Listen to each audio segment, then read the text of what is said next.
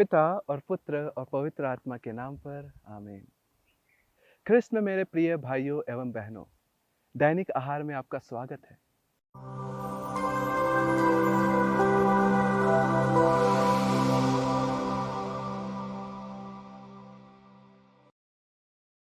आज का सुसमाचार हमें दो विषयों पर मनन चिंतन करने को प्रेरित करता है। सर्वप्रथम, क्या ईश्वर हमें प्यार करता है?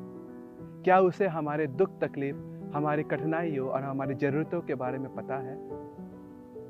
नबी इसाह का ग्रंथ अध्याय 43 वाक्य 4 में ईश्वर हमसे कहता है, तुम मेरी दृष्टि में मूल्यवान हो और महत्व रखते हो और मैं तुम्हें प्यार करता हूं। और कुछ ऐसा ही आज के सुसमाचार में हम देखते हैं। वह अंधा बरतेमियुस सड़क के किनारे बैठा हुआ था और ईश्वर यीशु उसे जानता था और वह उस सड़क से जाना चाहा।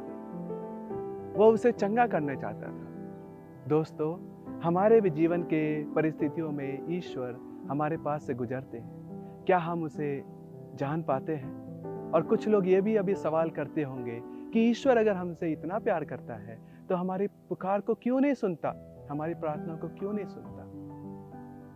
और यही सवाल हमें आज के दूसरे विषय के ऊपर मनन चिंतन करने को प्रेरित करता है, और वह है कि हमें कैसे प्रार्थना करनी चाहिए, हमें किस तरह ईश्वर को प्यार करना चाहिए। इब्रानियों के नाम पत्र अध्याय 5 वाक्य 7 में हम पढ़ते हैं कि ईसा मसीह ने इस पृथ्वी पर रहते समय पुकार पुकार कर और आंसू बहाकर ईश्वर से प्रार्थना की। और कुछ ऐसा ही आज के सुसमाचार में हम देखते हैं, जब उस बरतेमियुस को लोग डांट कर चुप करा रहे थे तो वो और भी जोर से पुकारा, ईसा दाऊद के पुत्र मुझ पर दया कीजिए।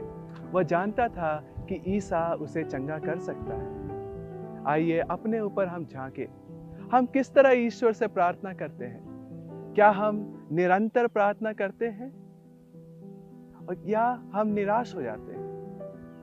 आज का सुसमाचार हमें आश्वासन और हमें प्रेरित करता है कि हमें निरंतर प्रार्थना करनी चाहिए। संत जॉन ऑफ द क्रॉस हमें बताते हैं कि हम जितना ईश्वर को पाना चाहते हैं, ईश्वर हमें उतना ही देते हैं। अगर हम ईश्वर को इतना चाहते हैं तो ईश्वर हमें इतना ही देता है, और अगर हम ईश्वर को इतना चाहते हैं तो ईश्वर हमें इतना देता है। आइए हम माता मरियम के मध्यस्थता द्वारा ईश्वर से प्रार्थना करें, ईश्वर से उसके सबसे बहुमूल्य वरदान को मांगे जो वह मुफ्त में देता है, उसके पवित्र आत्मा को मांगे, ताकि पवित्र आत्मा की प्रेरणा द्वारा हम ईश्वर के कार्य और इसकी इच्छा के अनुसार अपना जीवन व्यतीत कर सकें और हम ईश्वर के वचन को आस पड़ोस में और कोने कोने तक फैला सकें। आमीन।